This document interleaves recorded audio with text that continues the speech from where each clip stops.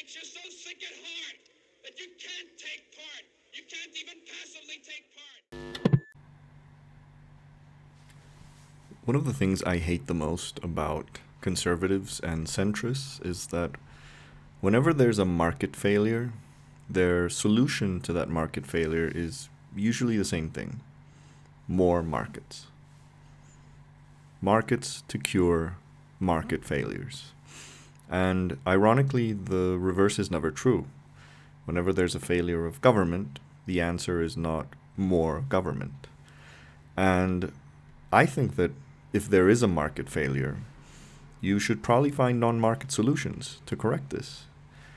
And perhaps there is no bigger failure of markets, at least in the impact that it's had on personal well-being in the last couple of decades, has been the housing crisis. In many Western cities, house prices are increasingly unaffordable for a huge swath of the population, even people who have decent jobs, decent, well-paying jobs, which decades earlier would have had no problem buying property, in their early 30s or even late 20s with even just a half-decent job.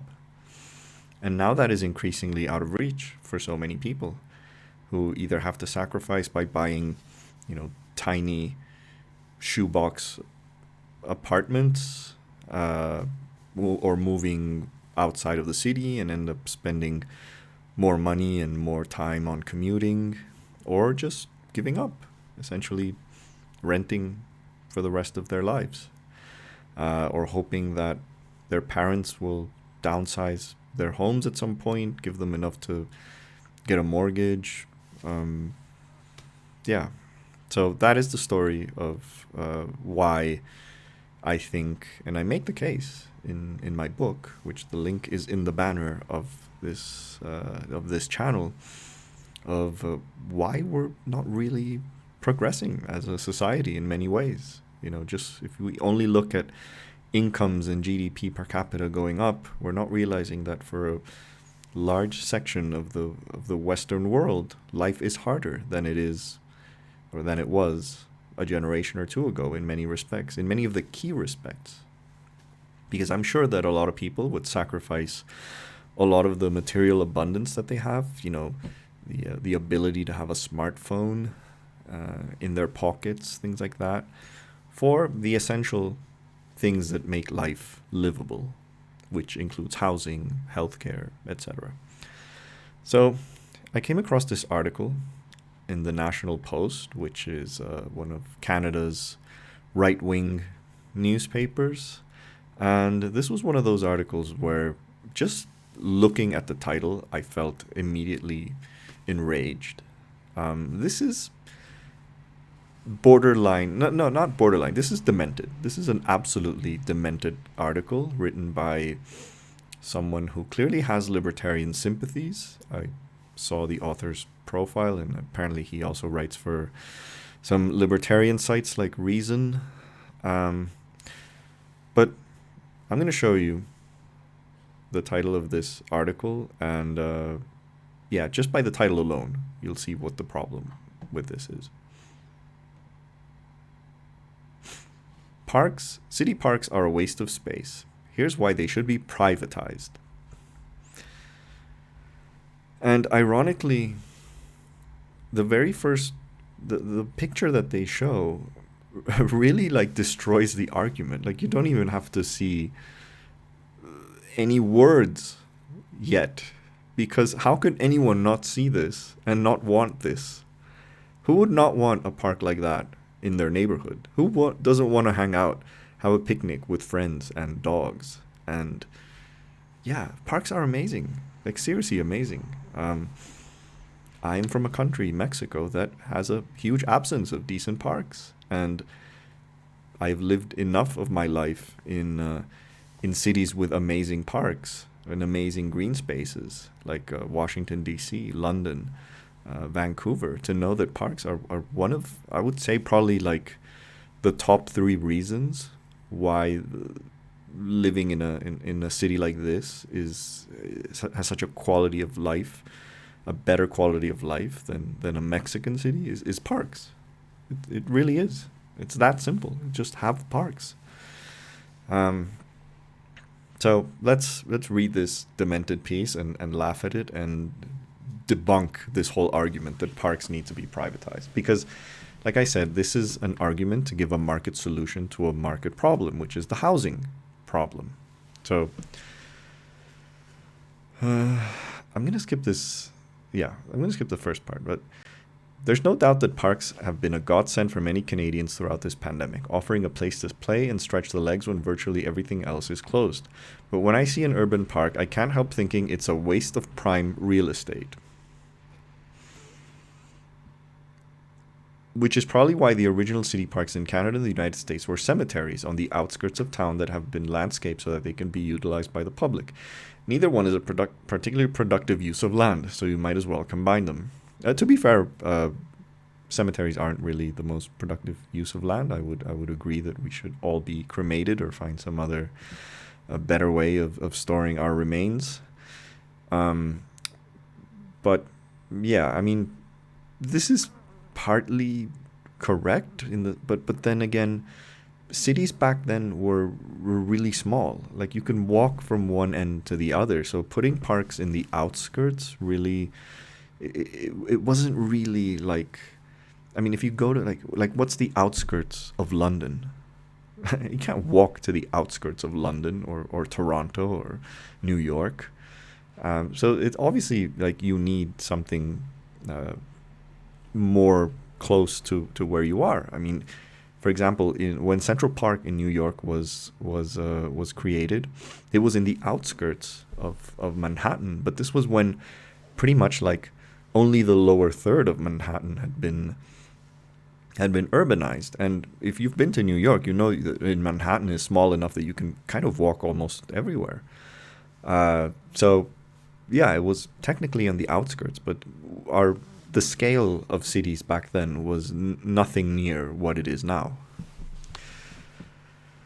So now we have vast swaths of land smack in the middle of a large urban centers that could house hundreds of people, but are instead being used as a toilet by half a dozen dogs. Are you fucking joking? Like, is this? Does this look like a public dog toilet to you? I mean, come on. This is ridiculous. In recent years, parks have become a hot-button political issue in many cities, with debates about whether the homeless should be allowed to live in them and who should be responsible for development and maintenance. Part of the problem is that governments have blurred the line between public and private property. They treat public parks as if they are owned by the state rather than the people, while defining private commercial properties as public for the purpose of anti-smoking laws and other regulations. Really, it's about ensuring that the government maintains control over lives and property regardless of who owns it. This is clearly like a demented libertarian writing this. I mean, who other than libertarians complains against anti-smoking laws and other, I would say, regulations that protect public health, even if it involves infringing of the rights of private property owners? Only libertarians complain about this, because even like normal conservatives, like centrist conservatives, don't have a real big issue with this. Yeah. In my Toronto neighborhood, you can't throw a stick without hitting a public park. That's amazing. That's amazing. Like, who wouldn't want to live in a city where like everywhere around you there's a public park? That's great. Yet practically every time the city approaches a new condo development in the area, it insists the developer devote a certain percentage of its property to building a new park, and that the building remain low, neither of which are helping the city's housing affordability problems. So I partly agree that yes, we should be more encouraging of high density residential spaces. I think that is necessary. I think new space that is being used for development should prioritize high density. We just can't have endless suburbs anymore. There's already enough. If you look at any North American city or Australian city, and increasingly as well a lot of European cities, like the scale of the suburban sprawl is just unmanageable, honestly. I think it's definitely been one of the worst urban policies developed in the last century. But anyway, then he talks about the homeless, which I don't think is really relevant to the case here. But yeah, he clearly has an issue with.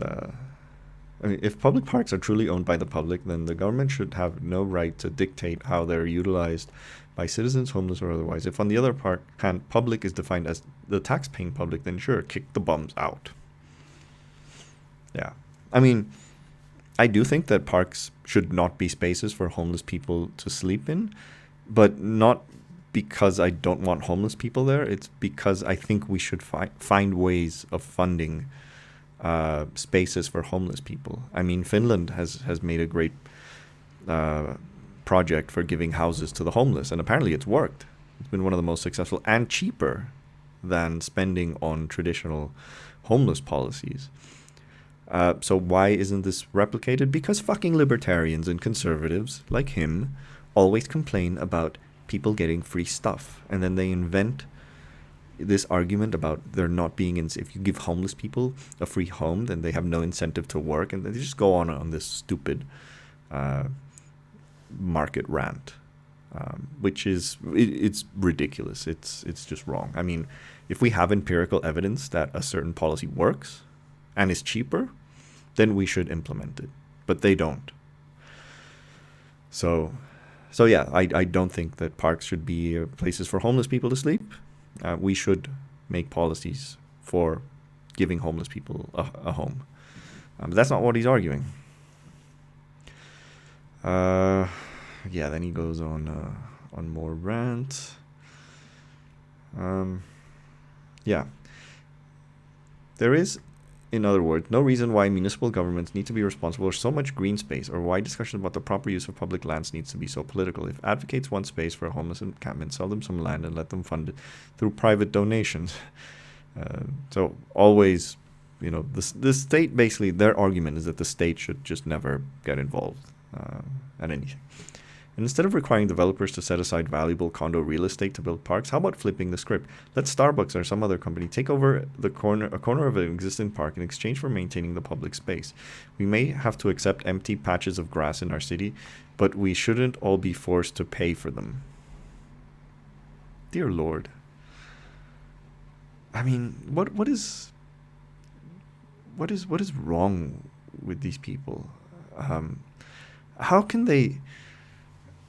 I think this is like the kind of person who's actually never lived in a city that doesn't have parks and just doesn't realize how grim and drab it's going to be. And they just take it for granted. And then because libertarianism is fundamentally based on selfishness, they don't want to contribute anything that has any sort of public or social use. That's really the thing. And if you privatize parks, and if you start going into this libertarian route of just, if this is prime real estate that should be used for something else, whether it's for new Starbucks, because clearly we would rather live in a city with more Starbucks than more parks. Most people, I think, would, they wouldn't. No one would. We already have enough fucking Starbucks.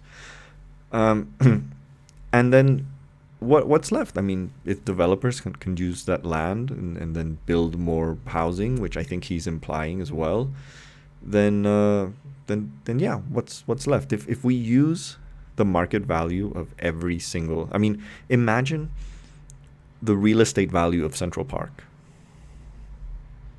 I mean, it's almost unquantifiable, just how valuable that land would be if it was used for building residential or commercial spaces. And sure, perhaps Manhattan's housing problem would be solved if suddenly all of Central Park was used to build new high-rises. But then this avoids the question of why we have a housing crisis in the first place. Could we find other ways of sorting out the housing crisis that doesn't involve just building more stuff on parks? And the answer is, yeah, of course we could. I mean, there's plenty of ways to solve a housing crisis. The fact is that these governments simply just don't want to do anything about it. They don't want to say, like in London, for example, ban the purchase of house for rent, for example. This buy to let, that's what it's called in Britain, which was a huge policy. Just ban things like that. Ban, the one single case where I am against foreigners and that perhaps we should all be very xenophobic. Yeah, let's ban foreign investment in real estate markets. Why should we allow, some Singaporean millionaire or some Russian oligarch to buy up property in a Western city where those spaces deserve to be bought by locals? Those are the foreigners that we should really be xenophobic about, and instead they're xenophobic about nurses and workers, and it's ridiculous. I mean, this isn't a video about all the solutions to the housing crisis. Maybe I should do a separate one. This is just about this idea that parks, since they're public spaces that have no fundamental productive use besides hanging out with your friends and a dog, then they should be used for whatever bigger profit margin activity they could be used for, and that's insane. That is absolutely insane. And here's my solution for Toronto's housing problem. And first, I'm going to show you this map. By the way, I've never been to Toronto. I'm sure it's a lovely city. But here's my solution. So first of all, here's a very shocking map of the increase in income inequality from an urbanistic perspective. So this is the yellow parts, or like light beige parts, are basically the middle class. So middle income. So anything within a 20% range of average incomes in Toronto. The blue are the rich, so anything above 20% of average income. And the red are the poor, anything below 80% of average incomes. And what has happened throughout the last 30 years? More inequality. There's the market in action. Now you have, so in 1980, you can definitely see that the grand majority of the space within the Metro Toronto city limits was average income. It was within the 20% range of the average income of the city. And by now, 2010, it's the smallest bit. There's more areas that are poor and more areas that are rich. Now, look very closely at this 2010 map for a sec. Just make a mental map of this and see sort of what parts of the city are the rich bits, this big chunk in the middle and kind of the edges. And now let's look at Google Maps, because this is very interesting. You can usually tell what are the rich parts of a city by looking at a satellite map and seeing the density, because the lower density and leafier parts are usually rich. So let's look at Toronto on Google Maps.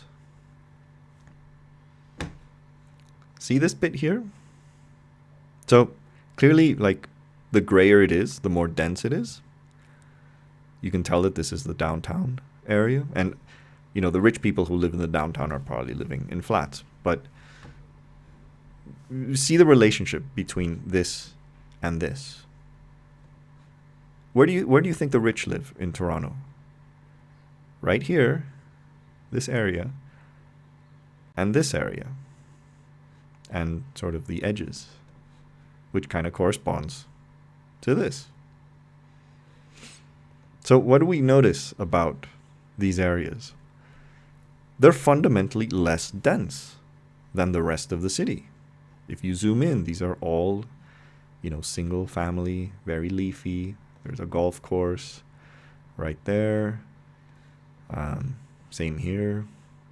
Lots of parks. You can tell, you can see the difference. I mean, even suburbs that are like lower income suburbs look grayer on Google Maps than where the rich live. And just look at the amount of golf courses that you have here. Why doesn't he call for building on golf courses?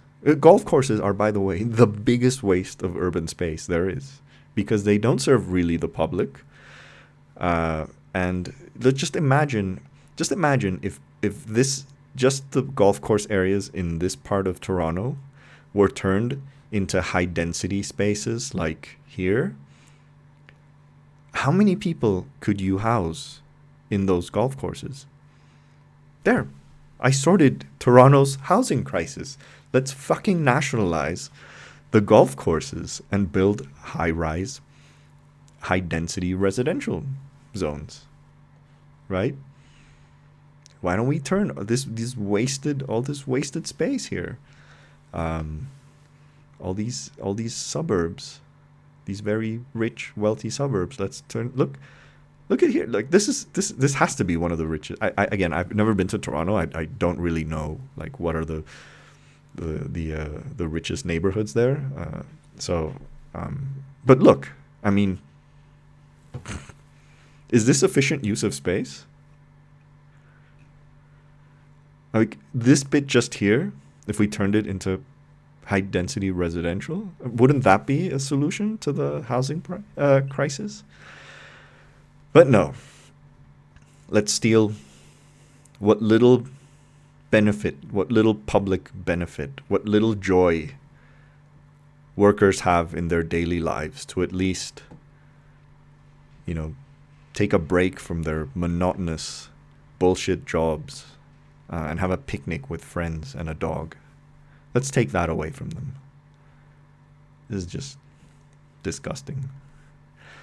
So, the moral of the story is market problems should not be solved with market solutions.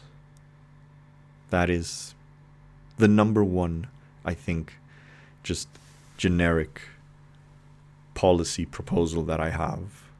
And there are plenty of solutions to the housing crisis, except they are unacceptable to libertarians and conservatives like this guy, who would rather just take what little people have, what few public spaces, what few public benefits people have, for the benefit of the rich.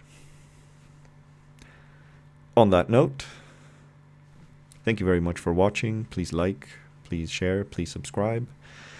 And by the way, this is the first video after we hit 150 subscribers, and we have a custom URL as well for the channel. So thanks for everyone who has subscribed, and let's just keep on doing good work, and I'll definitely be putting out more and more good content. Thanks for watching.